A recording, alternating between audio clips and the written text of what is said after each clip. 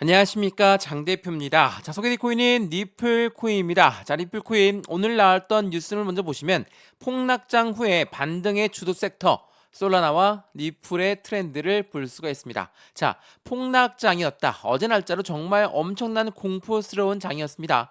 비트코인이 10%가 넘게 빠지는 모습을 보였고 대부분의 메이저 코인들이 모두 하방 압력을 가져왔던 모습이었기 때문에 당연하게도 엄청난 시장의 폭발적인 하락 압력을 받았다. 근데 이게 코인만 받은 게 아니라 미국 주식시장, 국내 주식시장 할 거 없이 모든 금융시장이 한꺼번에 하락 압력을 받았다라고 한다면 어떻게 왜 이런 현상이 나타났을까? 우린 그 부분을 먼저 찾아본 다음에 하락의 주도에서 리플 코인의 문제가 아니었다라고 한다면 재차 반등 구간을 빠르게 가져올 수밖에 없겠죠. 말 그대로 어제 날짜에 경제 침체 우려가 발생된 부분에 주식시장도 코인시장도 엄청난 하방 압박을 받았을 때 동시다발적으로 하락했다. 근데 다시 오늘 날짜로 반등한다. 라는 부분은 경기 침체 우려가 너무나 과도했기 때문이다. 라는 부분이 어제 날짜로 확인되었기 때문입니다. 자, 이러한 부분들 오늘 영상에서 말씀을 드릴 건데 굉장히 중요한 부분이에요.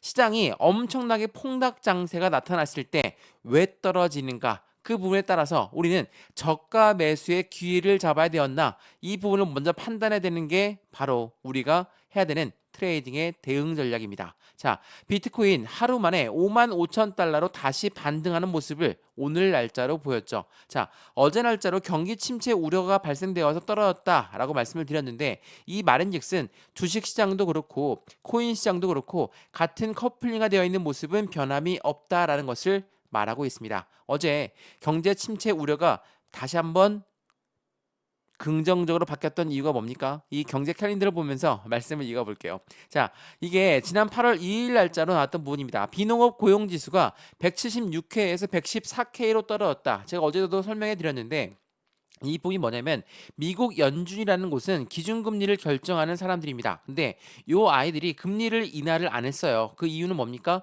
경기는 여전히 강하기 때문에. 근데 경기가 강하다는 것은 어떤 걸 표현해서 알 수 있었습니까? 노동시장이 강했다. 이 근력, 해당되는 노동시장이 강했기 때문에 시장에서는 금리를 인하할 필요가 아직은 없는데 라고 표현했지만 이 부분이 노동시장이 엄청나게 떨어지는 모습을 확인하자마자 시장에서는 갑작스럽게 반영합니다. 아, 이렇게 금리가 인하를 안 했지만 노동시장이 좋다라고 했는데 이렇게나 떨어졌다. 그러면 뭡니까? 시장은 경기 침체 우려가 바로 나올 수밖에 없어요. 근데 어제 날짜죠. 서비스 구매자 관리자 지수 또한 비제조업 구매자 지수가 긍정적으로 나왔습니다. 이 부분이 너무나 과도한 경기 침체 우려는 아니다. 라는 부분으로 판단되었기 때문에 다시 반등력을 보여주고 있다라는 거. 이러한 부분들이 전반적인 시장을 하락했다가 오늘 다시 반등시키고 있다라는 거. 더군다나 지금 미국 증시 또한 반등력을 보여주고 있습니다. 이건 미국 야간 선물이거든요. 나스닥, 다우, S&P 500, 러셀까지도 모두 상승하는 모습을 보여주고 있고 V지수, 공포지수가 어제는 플러스 100까지 갔지만 지금은 마이너스 20까지 떨어졌다. 라고 한다면 확실하게 안정적인 시장의 흐름을 이어가고 있다. 주식 시장이 미국 증시가 안정적이다. 라고 한다면 당연히 코인 시장 또한 긍정적으로 움직일 수밖에 없겠죠. 그렇기 때문에 오늘 날짜 리플 코인이 반등력을 이렇게 보여주고 있는 부분, 물론 많이 올라온 단가는 여전히 아닙니다. 730원, 아직 750원도 안 올라왔으니까 많이 올라온 단가는 아니지만 반등력을 보여주고 있다라는 거. 지난번 550원까지 떨어졌다가 다시 끌어올렸던 그 시점을 기억한다면 지금 이 부분이 재차 반등 구간을 가져온다. 그리고 하락했던 부분 또한 브레이크 라인을 확실하게 700원에서 잡았다. 라고 한다면 굉장히 안정적으로 볼 수 있죠. 그래서 오늘 이 영상에서는 경기 침체 우려 때문에 떨어졌던 그 부분이 재차 반등력을 보여주고는 있습니다. 근데 아직 많이 올라온 단가는 아닙니다. 더군다나 아직 경기 침체 우려가 완벽하게 불식된 게 아닙니다. 그렇다는 건 미래 대응 전략을 좀 더 편밀하게 봐야 되겠죠. 매수와 매도, 매매 대응 전략을 어떻게 가져갈 것인가? 비중 관리는 어떻게 해야 될 것인가? 또한 수익 구간은 어떻게 만들어갈 것인가? 하나씩 하나씩 체크하는 게 필요할 수밖에 없고 오늘 이러한 부분들 하나씩 잡아 드릴 거니까 오늘 영상 리플 코인 끝까지 보시면서 어떻게 대응해야 될지 체크해 보시면 너무나 좋을 것 같고요. 영상 본격적으로 시작하기 전에 구독과 좋아요, 알림 설정 아랫부분에 따봉 버튼과 눌러주시면 너무나 감사하고요. 전화번호도 말씀을 드릴게요. 전화번호가 010 6531번에 7908, 6531에 7908번, 여기다가 숫자 1번입니다. 문자 한 통만 넣어주시면 이 모든 부분 먼저 문자 넣어드릴 거니까 영상도 무료로 보시는 것처럼 문자도 무료, 카톡방도 무료라는 거 다시 한번 체크해 보시면서 안정적인 수익 구간을 함께 같이 만들어 가시면 너무나 좋을 것 같습니다. 이해되시죠? 자, 그러면 오늘 리플코인 영상 본격적으로 시작을 해보겠습니다. 자, 리플코인 뭐 지금 현재 730원대 왔다 갔다 하고 있지만 오늘 날짜 750원을 터치는 했습니다. 근데 다시 내려왔다가 또 한번 변동성을 보여주고 있는 모습을 보여주고 있죠. 자, 제가 이 차트를 좀 많이 설명해 드렸는데 이 차트를 보시면 엄청난 하방 압박을 받으면서 550원까지 떨어졌다가 급반등해서 V자 반등력을 보였습니다. 근데 반등하다가 쭉쭉쭉쭉 끌어올렸습니까? 그렇지가 않죠. SEC와의 해당되는 결론이 빨리 나올 것이다 라는 그 기대감 때문에 올라왔지만 아직까지도 이 비공개 회의가 아직까지 확실한 힌트를 제공하지 않고 있기 때문에 횡보 라인을 가져오다가 경기 침체 우려 때문에 이렇게 떨어졌던 겁니다. 근데 확실한 700원의 브레이크 라인을 잡았으니까 여기 라인대가 지지 라인 역할을 당연히 할 수밖에 없겠죠. 그러면 우리 이 부분을 토대로 확실한 추가적인 매수 시점과 신규 매수 시점을 잡을 수가 있겠죠. 근데 급하게 비중을 다 싣고 들어간다면 안 된다는 거, 이 부분을 먼저 강조 말씀해 드리면서 현재 시점 어떻게 리플 코인을 대응해야 될까, 리플은 어떤 움직임을 보이고 있을까, 그 부분을 먼저 체크하면서 말씀을 드려볼게요. 제가 보시죠. 자, 리플 이사회 멤버입니다. 해리스의 부통령 선거 캠프로 합류 선언을 했습니다. 리플은 지난번 트럼프의 캠프 쪽으로 선거 자금을 많이 내지 않았습니까? 네, 맞습니다. 리플은 트럼프 쪽 선거 자금도 냈고 이사회 멤버 한 명은 해리스 부통령 선거 캠프로 합류한다. 이거는 어떤 걸 말합니까? 리플이 여기저기 투자한다라고 볼 수 있는 겁니까? 그렇지가 않습니다. 미국이라는 나라는 자유국가예요. 당연하겠지만 리플 이사회의 개인이 해리스 부통령 선거 캠프로 합류한다는 건 말릴 수가 없는 거겠죠. 이 부분을 두고 트럼프 쪽에 지지했던 부분은 리플이 다시 선회하고 있다 라고 판단하면 안 됩니다. 그러니까 리플 코인의 개별적인 자유의 개인적인 움직임은 따로따로 나오고 있다. 근데 그 부분에 따라서 우리 또한 이 해당된 휘청휘청 그리면서 변동성을 보여줄 필요성은 없다라는 거, 이 부분을 먼저 판단하시면 좋을 것 같고요. 리플이 급락한 다음에 확실한 반등력을 보여주면서 SEC의 소송 전 수준으로 회복했다. 어떤 게? 바로 거래량입니다. 자, 미국 거래소에 리플의 거래량이 소송전 수준으로 회복했다는 건 무엇을 말합니까? 이제는 움직임을 보일 가능성이 매우 높다라고 우리는 판단할 수 있습니다. 자, SEC가 도대체 누구길래 이렇게 리플을 압박했을까? 자, SEC는 미국의 증권위원회입니다. 증권위원회가 리플 너희는 증권이니까 우리 증권법을 따라야 된다. 근데 증권법을 안 따르고 있으니까 위법이다. 이 부분으로 소송을 3년 내내 가져왔습니다. 자, 3년 동안 어땠습니까? 리플 코인 뭐 많이 올라왔습니까? 그렇지가 않죠. 올라왔다가도 내려왔고 올라갔다가 내려왔고 그런 부분을 반복적인 모습을 보였던 게 바로 이 3년이라는 시간입니다. 자, 이 박스권이거든요. 지금 이건 주봉의 모습이에요. 2022년, 2023년, 2024년 지속적으로 이 박스권 라인을 유지하면서 1000원 라인을 돌파해서 안착을 해야 확실한 시세가 나오거나 변곡점이 나오는 시점인데도 불구하고 이 박스권을 돌파하지 못했던 모습을 보였습니다. 근데 이 SEC가 이제는 힘이 많이 축소됐습니다. 힘이 많이 제한됐다. 그렇다면 무엇을 말합니까? 리플한테 재차 승기가 올라갈 가능성이 매우 높다라는 거. 이게 매우 중요할 수밖에 없죠. 물론 리플과 SEC의 비공개 회의를 두고 많은 분들은 이야기합니다. 언론은 과장하고 있습니다. 비공개 회의 같은 경우는 SEC 규제 활동 일부에 불과하다. 이게 지난 8월 3일 날 나왔던 뉴스거든요. 말 그대로 비공개 회의입니다. 비공개 회의를 알 수 있는 방법은 없습니다. 그렇기 때문에 현재 SEC의 어느 정도의 위치를 갖고 있느냐, SEC의 권력은 어디까지 가져갈 수 있을까, 그 부분을 먼저 체크하는 게 중요할 수밖에 없겠죠. 제가 그래서 지난번 청문회 내용을 많이 보여드렸는데 이 부분 먼저 한번 보시죠.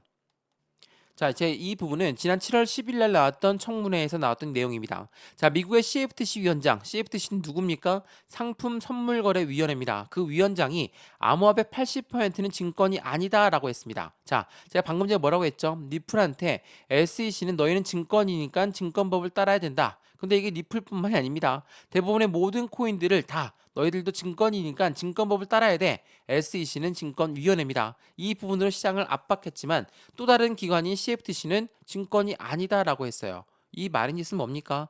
미국의 기관들 또한 지금 의견이 나뉘어지고 있다라고 우리는 판단할 수 있죠. 미국 기관이 이렇게 의견이 나눠지고 있는 것은 2024년도 대통령 선거를 앞두고 권력이 바뀔 부분을 인지하고 있는 것도 있고요. SEC가 해당되는 코인 시장을 계속적으로 압박하고 가져가겠다라는 그 부분으로 인지할 수 있습니다. 그렇기 때문에 CFTC 위원장은 뭐라고 이야기합니까? 우리가 해당되는 암호화폐 시장에 관할권을 확보하고 싶습니다. 증권과 상품의 정의의 변화가 필요하다. 라고 이야기했어요.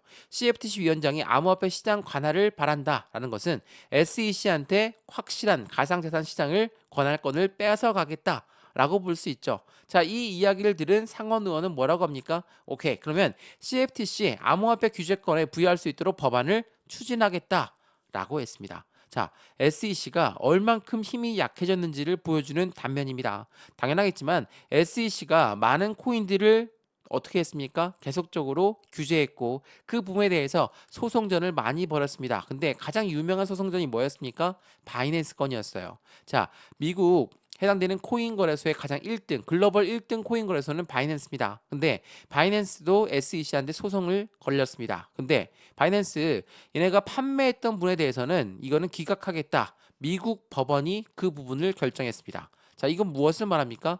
2차 판매분, 바이낸스가 판매했던 분에 대해서는 기각한다. 그러면 SEC가 해당되는 리플한테 소송했던 거 뭐였습니까? 리플이 판매했던 거, 개인들한테 판매한 건 증권성이 아니지만 기업들한테 판매한 건 증권성 여부가 있다. 이 부분들 때문에 3년 내에 끌고 왔던 게 기각될 수도 있다라는 것을 보여준다라는 거. 이게 매우 중요할 수밖에 없어요. 그렇기 때문에 현재 SEC와의 비공개 회의 물론 중요하죠. 근데 그 부분보다 더 SEC의 힘은 전반적으로 약해지고 있다라는 거. 이게 매우 중요할 수밖에 없다는 것을 다시 한번 체크해 보시면 너무나 좋을 것 같아요. 그래서 지금 현재 시점에 그러면 우리는 어떻게 매매 대응 전략을 가져가야 될까? 말씀드렸던 SEC 위원장은 누가 임명했습니까? 미국의 바이든 현재 대통령이 임명했습니다. 그렇기 때문에 SEC 위원장 게리 겐슬러는 2025년도에 누가 대통령에 당선이 되든 해리스가 되든 트럼프가 되든 상관없이 사임할 것이다. 라는 부분이 엄청나게 말이 나오고 있거든요. 근데 미국 증시가 폭락했던 그 부분에 대해서 해리스, 트럼프 누가 유리할 것인가 라는 내용이 뉴스가 많이 나오고 있는 건 당연하겠지만 이 두 사람이 강력한 대선 후보입니다. 누가 되든 간에 우리 코인 시장을 같이 끌고 갈 수밖에 없다라는 거. 이게 무엇을 말합니까?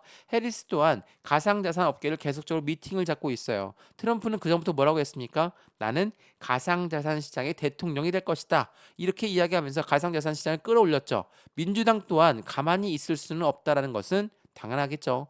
대통령에 당선되려면 국민들의 표를 얻어야 되는데 가상자산 시장에 투자하고 있는 게 미국 국민들의 80% 이상이 된다라는 거 굉장히 중요할 수밖에 없어요. 그래서 비트코인 당연하겠지만 끌고 갈 수밖에 없다. 근데 미국 증시가 폭락 때마다 휘청휘청거렸다. 이 말의 뜻은 뭡니까? 비트코인은 코인 시장과 함께 이 나스닥 미국 증시와 함께 움직이는 커플링이 되어 있는 모습을 보여준다라는 뉴스의 내용이거든요.